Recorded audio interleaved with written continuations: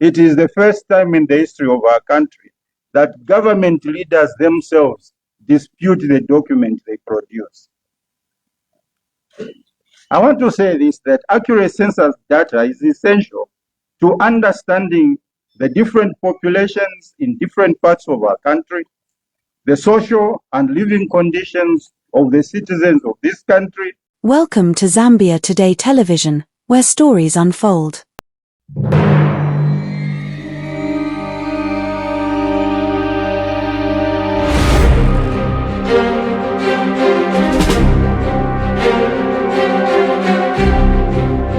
Bringing you the latest developments on a matter that has raised eyebrows across the political spectrum.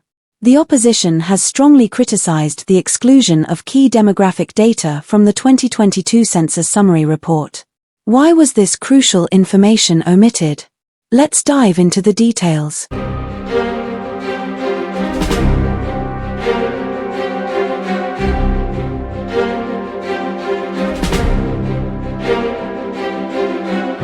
The 2022 Zambia Census Summary Report has come under scrutiny after opposition parties raised concerns over missing demographic details, particularly data on ethnic composition and widely spoken languages.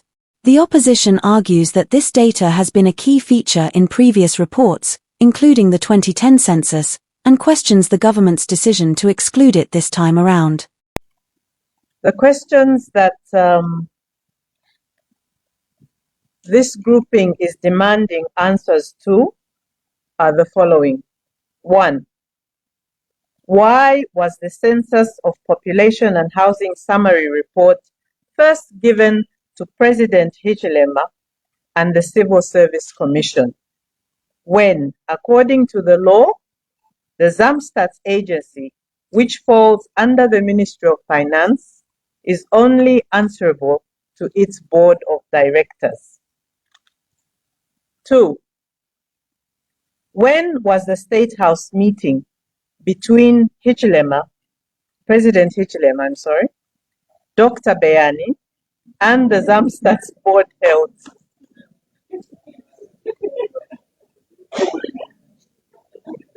No offense intended. 3. Who asked for this State House meeting and why? 4.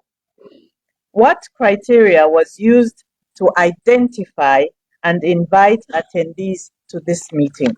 Voiceover. Historically, Zambia's census reports have included ethnic and linguistic data, providing insight into the country's diverse population. The opposition claims that omitting this information raises transparency concerns and may point to a deliberate attempt to suppress public knowledge on national demographics. The absence of critical information such as ethnic composition and predominant language is always part of the census report. The document that was launched on the 5th of February 2025 was dubbed as a revised summary of the whole report.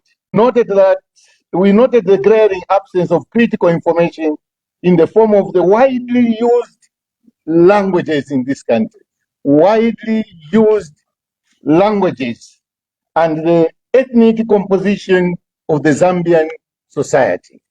The opposition remains unconvinced, demanding transparency and full disclosure of demographic statistics.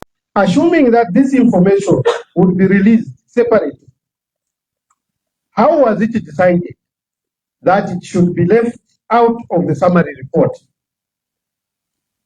This is a big question which we need answers.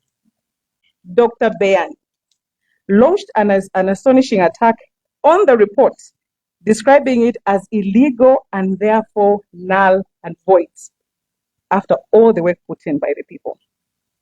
The chairperson of the Civil Service Commission disputed the figures in the census report, contending that the statistics pertaining to 15 wards in Southern Province were false because they did not tally with the records of registered voters contained in the voters' roll produced by the Electoral Commission of Zambia, ECZ.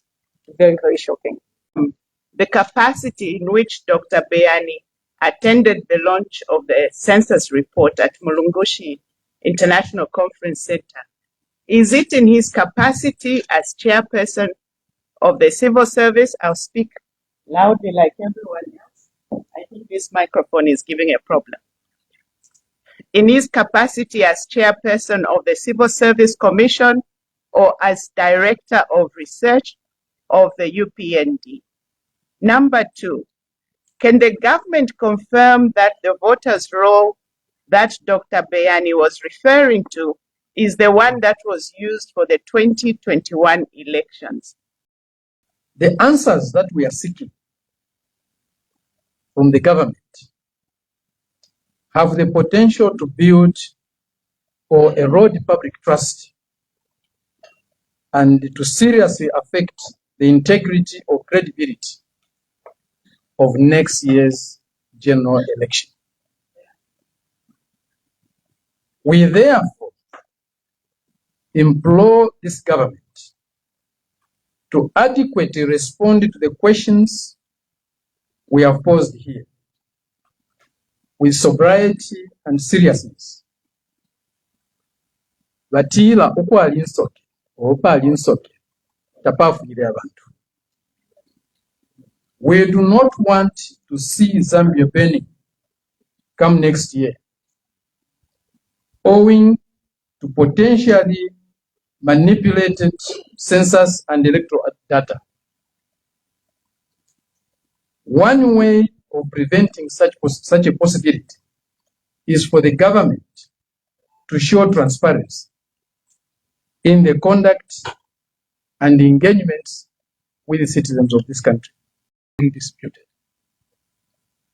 And as you have heard, the census is a very important instrument by which people govern themselves, especially just 1 year before elections. And one matter that must worry Zambians is the proximity of the release of the 2022 summary census report and the release of the voters register. Is this a pure coincidence? Now, you also asked another question. Doesn't this bring into question the integrity and credibility of the 2021 election results? If we're being told that Beani is very unhappy with that report because it reveals the fact that in some 15 wards, there were more registered voters than the total population in those wards. What does that mean about the election results in those 15 wards and by extension across the country? What are your thoughts on this issue? Do you believe the exclusion of ethnic and language data is justified, or do you see this as a lack of transparency? Let us know in the comments below. Don't forget to like, share, and subscribe to Zambia Today Television for more updates on unfolding stories. Got options of going to do civil disobedience. We've got options. We've got options which are manyfold in terms of what we can do. So in terms of what we're to do, just be happy in the knowledge that we have got so many things. Some of the things I have not even touched upon.